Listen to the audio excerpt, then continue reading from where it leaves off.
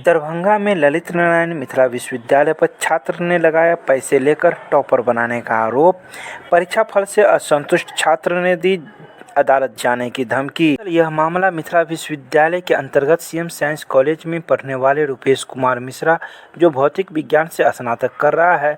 रुपेश ने वर्ष 2019 में पार्ट 2 की परीक्षा दी थी, लेकिन मन मुताबिक रिजल्ट नहीं आने के बाद रुपेश ने अपने कॉपी देखने के लिए आरटीआई दाखिल किया। इसके बदले 4000 रुपये का शुल्क भी जमा किया। खुद के लिखे कॉपी जब रुपेश के हाथ लगे तो उसकी आंखें खुली की खुली रह गई और लिखे हुए सवाल पर सही जवाब के बावजूद भी नंबर नहीं दिया गया था।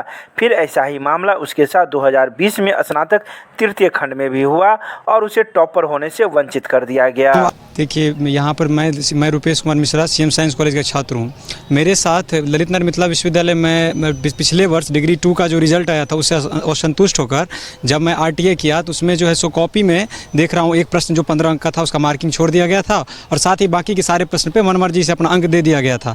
उसके बाद जब इस संबंध में जो है सो विश्वविद्यालय के प्रशासनों से जब बात हुई तो उन्होंने कहा सिर्फ छूटे हुए अंक पर प्रश्न के उत्तर पर मार्किंग किया जाएगा और 15 अंक वाले प्रश्न का छूटा हुआ तो उसमें 12 अंक दे करके रिजल्ट दे दिया गया और बाकी जिस पे एवरेज किया गया तो उस पर सवाल हुआ तो बोलते हैं बिहार में ऐसा कोई सिस्टम नहीं है जिसमें कॉपी का पुनर्मूल्यांकन हो, जिस पे जो नंबर दे दिया वो एग्जामिनर का लास्ट डिसीजन होता है। तो खैर जो कुछ उस बार 6% बढ़ गया, मार्क्स आ गया। इस बार फिर मैं डिग्री 3 का एग्जाम दिया, उसके बाद इसमें जो रिजल्ट आया उससे संतुष्ट होकर मैंने फिर एक बार आरटीए किया। तो आरटीए में देख रहा हूँ एक 5 नंबर जो कॉपी आया बाहर, उत्तर पुस्तिका बाहर आने के बाद कुल दोनों वर्ष मेरे को 8000 रुपये खर्च हुआ। तो उसमें देखता हूँ कि 5 नंबर का जो एक प्रश्न था उसका मार्किंग करना छोड़ दिया गया। फिर जैसे पिछले वर्ष किया गया था 15 नंबर के प्रश्न का मार्किंग छोड़ दिया गया, तो वैसे ही और बाकी के 20 नंबर के जैसे सारे प्रश्न होते उस पर मनमर्जी से 13, 13, 13, 14, 14 करके दे दिया गया। फिर अगर पूछे इस बार जो सर जब सारा सही है तो इसमें मान लीजिए 13, 14 करके क्यों दिया गया है, तो बोलते हैं ये एग्जामिनर का मन है, ये उनका जो मन होगा ये लास्ट डिसीजन होता है, इस पर आप नहीं कर सकते, आप सिर्फ जो छूटा हुआ अंक है उस पर आपका अंक जुटेगा। तो बस यही हुआ। तो अभी जो इसके लिए आज 1 महीना इससे पहले आंदोलन भी किया गया था, तो 1 महीने के बाद जब हम आज मार्कशीट मेरा अपडेट हुआ है तो उसमें देख रहे हैं कि सिर्फ 4 नंबर जोड़ के मेरा जो है सो रिजल्ट जारी कर दिया गया है और विश्वविद्यालय अपनी गलती स्वीकार नहीं कर रहा है और इसके लिए जो है सो हमको अभी मार्कशीट मिल गया है। तो यही मेरा अभी हम इस चीज़ से असंतुष्ट है, बिल्कुल हम पूरी तरह संतुष्ट नहीं हुए। इसके लिए अब हम विश्वविद्यालय प्रशासन के खिलाफ न्यायालय के लिए बढ़ेंगे, यहाँ से हाई कोर्ट जाएंगे। क्या असंतुष्ट है? क्या असंतुष्ट है? असंतुष्ट ये है कि मेरा पूरा पेपर सही है, तो यहाँ पे पूरा कॉपी देखने के बाद उत्तर पुस्तिका देखने के बाद स्पष्ट हो रहा है कि यहाँ पर टॉपर घोटाला हुआ है। ये इससे पेपर से पूरा क्लियर हो रहा है कि हमें टॉपर से वंचित किया जा रहा है। ये पेपर देखने से साफ पता चलता है कि मार्किंग जिस तरीके की साजिश के तहत, ये संयोग नहीं हो सकता है कि लगातार 2 वर्ष एक ही छात्र के साथ ऐसी घटना घटित हुई है। क्या लग रहा है टॉपर किसी और को बनाने के लिए क्या? जी, ये एक बहुत बड़ी साजिश है। ये साजिश के तहत किसी और को टॉप किया जा रहा है, जबकि अगर सही मायने में देखा जाए तो टॉप हम कर रहे हैं। ये जांच कमेटी भी जानती है और विश्वविद्यालय प्रशासन भी जानते हैं, लेकिन हमको वो टॉप नहीं कर रहे हैं, हमको वो पीछे धकेल रहे हैं। इसके लिए पूरी तरह से पूरे छात्र के साथ यहाँ पे खिलवाड़ कर जाए और फर्जी तरीके से दूसरे को टॉप किया जाता है, यहाँ पे पैसा लेके पैरवी करके। अब 5 नंबर में 4 नंबर तो दिया गया है, उसमें 5 नंबर का है जो एक पार्ट जिसमें 4 नंबर दिया गया है। लेकिन एक ही स्टूडेंट के साथ बार बार होना आपको नहीं लगता सर ये संयोग नहीं है, ये प्रयोग है? नहीं, हमें तो ऐसा नहीं लगता है जो प्रयोग है कोई, इसलिए कि दोनों जगह हुई है। लेप्सेस कहाँ, किसकी गलती है? उसको कोई कार्रवाई हुई है उसके ऊपर या फिर यूँ ही छात्री भुगतते रहेंगे ये कार्रवाई? नहीं, उसको तो उस एग्जामिनर को चिन्हित किया जाए, उससे अब माने हम अपने यहाँ से उसको डिवाइड कर देंगे। एक आखिरी सवाल, छात्र संतुष्ट नहीं लेकिन अब तो जो अनमार्क है उस पर मार्क ही केवल दिया जा सकता है, इससे ज़्यादा तो नहीं कुछ कर सकते हैं। जो है रीइवैल्यूएशन का है नहीं। गड़बड़ी जिस स्तर से हुई उस पर क्या हुई सर, ये फोकस है कि गड़बड़ी कहाँ हुई या क्यों हुई? इतना वाइटल वो एक ही रिजल्ट होगा, उस पर क्या हुआ? ये सवाल ये है। इस पर तो अभी कुछ हुई नहीं है। इस पर आगे हम लोग यही करेंगे जो उस टीचर को हम अपने एग्जामिनर नहीं बनाएंगे। सर एक सवाल है कि विश्वविद्यालय छात्रों के लिए है, इतने सारे पदाधिकारी हैं छात्रों के लिए है और छात्र ही हरास हो रहा है, तो फिर ये सिस्टम कोशिश करेंगे कि क्या कदम करेंगे? कोशिश करेंगे जो हम इस तरह से छात्रों की परेशानी नहीं हो, ताकि छात्रों को विश्वविद्यालय तक नहीं आना पड़े इस सब के लिए। छात्र ने कहा सर कि वो संतुष्ट नहीं, अब इस पूरे मामले को लेकर हाई कोर्ट हो जाएगा क्योंकि वो मेंटली परेशान हुआ है, उसके पैसे भी खर्च हुआ, लेकिन अभी संतुष्ट नहीं। क्या कहेंगे? कोर्ट जाने की वो बात कर रहे हैं के लिए, विश्वविद्यालय न्याय नहीं दिया। इस विषय में अब मैं क्या आगे कह सकता हूँ। 13 उसने कहा कि 20 में से 13-14 नंबर दे दिए गए हैं। अगर उसे ज़्यादा नंबर मिलते, जैसा कि उसका दावा है कि उसने लिखा है, तो वो टॉप करता। उसका कहना है कि यहाँ टॉपर घोटाला भी होता है, जानबूझ के किसी छात्र को टॉपर कराने के लिए ये किया जाता है, ये उसका आरोप है। नहीं, ऐसा तो कोई ऐसा नहीं है मेरे नज़र में। बंगाई के राजकुमारगंज में स्थित भारतीय जीवन बीमा निगम लिमिटेड के कर्मी रहे आज हड़ताल पर। हड़ताल कर रहे कर्मियों का कहना है कि यह हड़ताल पूरे भारतवर्ष के LIC शाखाओं में हो रहा है। कर्मियों का यह कहना था कि भारत सरकार जो IPO ला रही है उसका हम लोग विरोध कर रहे हैं और 74% जो विदेशी निवेश की योजना भारत सरकार ने बनाई है उसका हम लोग विरोध कर रहे हैं। इसके अलावा कई हमारी मांगे हैं, अगर भारत सरकार हम लोग की मांगे नहीं मानती है तो इससे भी बड़ा उग्र प्रदर्शन होगा और अनिश्चितकालीन हड़ताल भी किया जा सकता है। हम लोग पूरे भारत में भारतीय जीवन बीमा निगम स्ट्राइक पर है। इस स्ट्राइक में हमारे सारे कर्मचारी क्लास 1, क्लास 2, क्लास 3 सारे लोग शामिल हैं। और ये स्ट्राइक जो है हम लोग का भारत सरकार जो IPO लाने जा रही है उसके विरोध में है। 74% जो विदेशी निवेश करने जा रही है उसके विरोध में है। किसान कानून जो ला रही है उसके विरोध में है। वेज डिवीजन हमारा 4 साल से अटका हुआ है उसके विरोध में है। देश में इतनी महंगाई बढ़ रही है उसके विरोध में है। ये सभी कारणों से हम लोग स्ट्राइक पर हैं। अगर आप लोग की बात नहीं मानी जाएगी तो आगे क्या है? आगे अगर हमारी बात नहीं मानी जाती है तो आगे हम लोग हो सकता है अनिश्चितकालीन स्ट्राइक पर जाए। क्या नाम हुआ आपका? मेरा नाम संजय कुमार, क्या है? Joint secretary Muzaffarpur division AII है। टोकन स्ट्राइक है।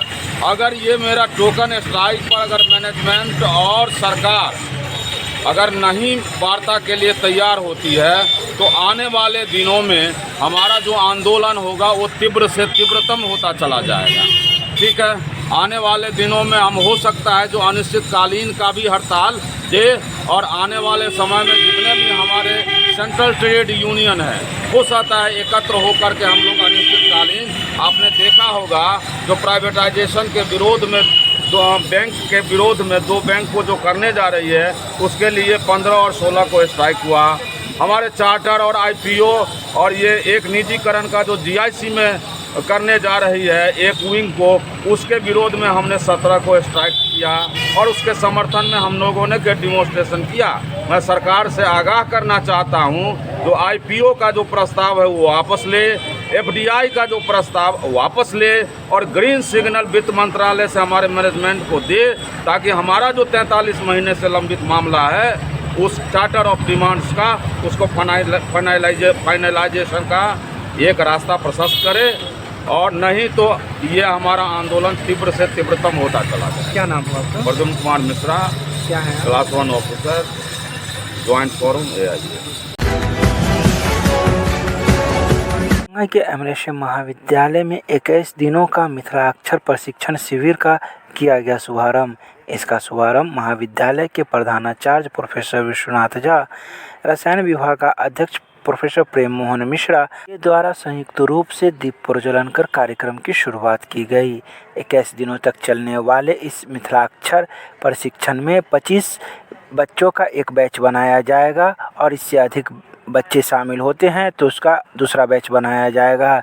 इस 21 दिनों में शामिल होने वाले प्रशिक्षणार्थियों को मिथिलाक्षर लिखने एवं बोलने के तरीके बताए जाएंगे। कार्यक्रम मैथिली विभाग एवं IQAC के तत्वाधान में चलाया जाएगा। आज हमारे महाविद्यालय के मैथिली विभाग और IQAC के द्वारा एक मिथिलाक्षर प्रशिक्षण पाठ्यक्रम चलाया जा रहा है। यह 3 सप्ताह तक चलेगा। आज से प्रारंभ होकर अगले महीने के 22 तारीख तक चलेगा। मुख्य रूप से अब जानते ही हैं कि मिथिलांचल की भाषा मैथिली है और मिथिलांचल की लिपि जो पहले तिरुता थी आजकल मिथिलाक्षर कहलाती है, जिसका लोप हो रहा है। इंडेंजर्ड लिपि में इसका नाम आ गया है। तो लोगों में एक उत्सुकता जगी है कि यहाँ के जो बच्चे हैं उनको मिथिलाक्षर सिखाया जाए। इसके 2 उद्देश्य हैं। पहला उद्देश्य है कि मिथिलाक्षर में जो पांडुलिपि हमारे पास है संस्कृत भाषा में, मैथिली भाषा में, विभिन्न विषयों का, उनको उसमें जो ज्ञान निहित है उसको बाहर कैसे लाया जाए, इसके लिए मिथिलाक्षर का ज्ञाता होना चाहिए। दूसरा, जैसे आशाबंदी है लोगों को कि मातृभाषा के माध्यम से शिक्षा दी जाएगी, तो मातृभाषा के माध्यम से शिक्षा अगर दी जाए तो हमारे मातृभाषा का जो लिपि है उसको भी सिखाया जाए बच्चों को, और इसके लिए प्रशिक्षित चाहिए मानव संसाधन। उसी प्रयास में यह कार्यक्रम है। अभी हम लोग एक प्रयोग के तौर पर शुरू कर रहे हैं, अगर सफल हुआ तो इसको आगे बढ़ाएंगे। हमने एक वर्ग के लिए 25 से 30 प्रतिभागी रखा है, और अगर इससे अधिक होगा तो हम दूसरा वर्ग शुरू करेंगे। क्या नाम हुआ आपका? दरभंगा में नगर थाना क्षेत्र के अंतर्गत आने वाली कोतवाली चौक ओपी पुलिस के द्वारा चलाया गया मास्क चेकिंग अभियान, लोगों से काटे गए जुर्माने। बढ़ते कोरोना को देखते हुए जिला प्रशासन ने आदेश दिया है कि अब सभी लोग मास्क लगाकर सड़क पर चलेंगे, साथ ही सोशल डिस्टेंसिंग का पालन करेंगे। अब ऐसे लोगों से जुर्माना वसूला जाएगा जो मास्क लगाकर नहीं चलेंगे। इसी आदेश के तहत आज कोतवाली ओपी चौक के पास पुलिस प्रशासन के द्वारा मास्क चेकिंग अभियान चलाया गया, जिसमें कई लोगों से जुर्माने वसूले गए। प्रावधान है मुंह में मास्क लगा के चलने का, बिना मास्क का जो चलता है उसको फाइन काटा जाता है। कब से ये शुरू हुआ है दोबारा? चल रहा था, इधर 2-3 दिन पहले से शुरू हो गया। फिर ये आदेश किनके आदेश से चल रहा है? वरीय पदाधिकारी का आदेश है। सर कहाँ चल रहा है? हर जगह चलता है। दरभंगा के बेता चौक स्थित दुर्गा मंदिर के निकट दरभंगा जिला फुटपाथ यूनियन मजदूर संघ की एक बैठक जिला अध्यक्ष कन्हैया दास की अध्यक्षता में आयोजित की गई। बैठक में चर्चा हुई कि बार आग्रह के बावजूद नगर निगम प्रशासन के द्वारा टाउन वेंडिंग कमेटी की बैठक नहीं बुलाई जा रही है।